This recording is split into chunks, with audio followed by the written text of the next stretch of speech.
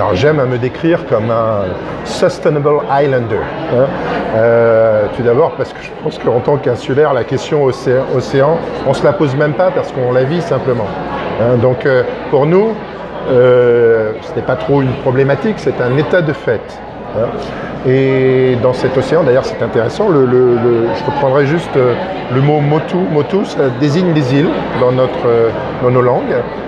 Je dis nos langues parce que nos langues pacifiques, voilà, elles sont nombreuses, nos langues polynésiennes, motu, les îles. Mais motu, on peut aussi l'interpréter, on l'utilise aussi pour d'autres cas, c'est couper, diviser. C'est comme si dans toute cette étendue de bleu, qu'est le Pacifique, à un moment donné, il y a des coupures dans cet océan. Ces coupures sont les îles. Donc c'est à travers cette analogie, l'idée c'est de bien comprendre ce que peut représenter l'océan. Simplement un terrain de jeu, le lieu de vie des Océaniens, des Polynésiens. Alors pour nous, être présent à la conférence onusienne sur les océans, c'est pas prétentieux ce que je vais dire là, mais c'est juste une évidence.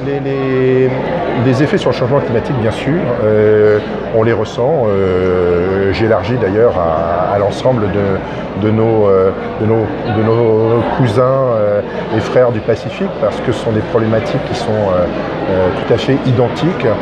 Je pense que les premiers impactés sont forcément les personnes qui vivent dans les atolls. Les atolls sont des îles qui affleurent la surface de la mer. Et donc forcément, sur la notion même de montée des eaux, vont être parmi les plus impactés, mais pas qu'en termes de submersion.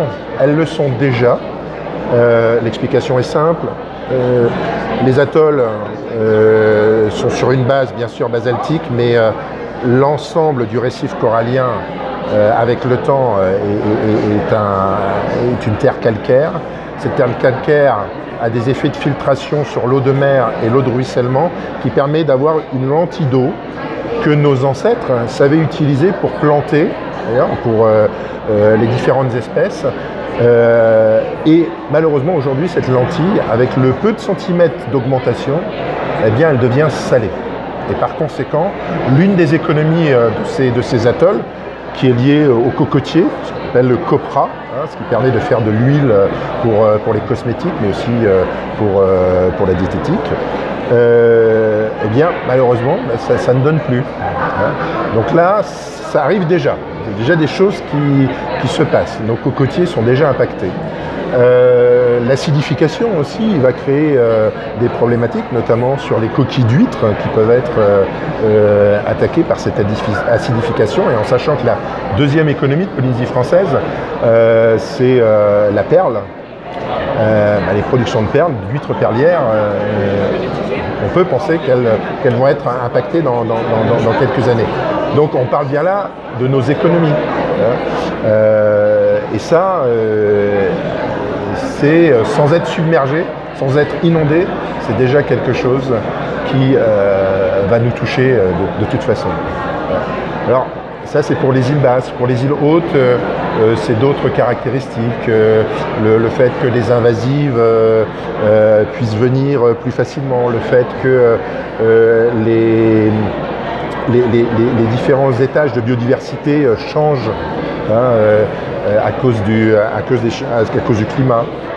Donc tout ça, oui, on le visionne déjà. C'est-à-dire plutôt en tant qu'observateur qu'en tant que scientifique. Parce que pour beaucoup, le changement climatique, là, on va interroger quelques personnes chez nous, c'est mis à part ceux qui sont déjà dans le fait du mécanisme, les services du pays, les scientifiques, peut-être à l'université, dans le monde de l'éducation également, vont comprendre un petit peu cette notion changement climatique.